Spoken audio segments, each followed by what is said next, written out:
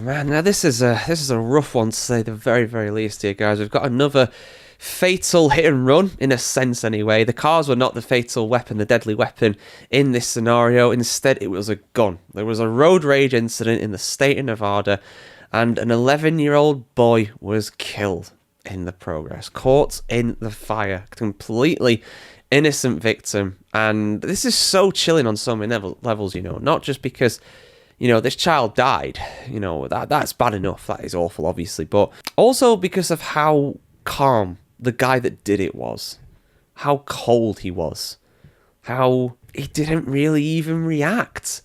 You know, he just calmly went up to the police officer, and you'll see it in the body cam footage that I'll show you later in this video. He just calmly went up to the police officer, turned around, put his hands behind his back, and waited for the officer to slap the cuffs on. He admitted openly that he killed that kid.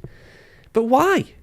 I mean, road rage is the reason that he gave, but that ain't a proper reason. Honestly, I always say this with these people, you know, they have to have some kind of mental issue. They have to take a road rage incident and then crank it up to 11 by pulling a gun out and firing into a car. It's just not on, is it? It's just not on. But yeah, I'll show you the footage as always, guys, and I will go into, you know, the reasons. I'll go over the footage, guys. I'll go into the full breakdown of this, and I will also go into what this guy has been charged with as well. Body camera footage shows a Nevada stepdad crying out in agony after a 22-year-old driver gunned down his 11-year-old stepson, and they calmly told police, "I effing killed them," according to the video and the police. Tyler Johns, the perpetrator in this case, said, quote, "I didn't know he had a kid in the back," end quote. Then the arresting officer asked him, "You shot at him?" Before Mr. Johns said, "Yeah, that's it, just yeah." So cold, it's really, really concerning. The stepfather, Valente Ayala, was heard screaming, "My kid is dead." And now I am going to show you that footage, guys. All of the graphic material is blurred out. All of the swear words are also censored in this as well. However, it is rather distressing, so viewer discretion is advised. Officer, dead? Why? I shot at him, bro. I didn't know. Shot at him? I didn't know. Kid in the back. We were raging. He came up around the side, like on the merge. I shot at him, dude. Okay. I didn't even know he had a kid in the car. In Central, there's a kid shot in the back seat. So the black SUV and that blue car, they were both merging on. Some sort of road rage ensued.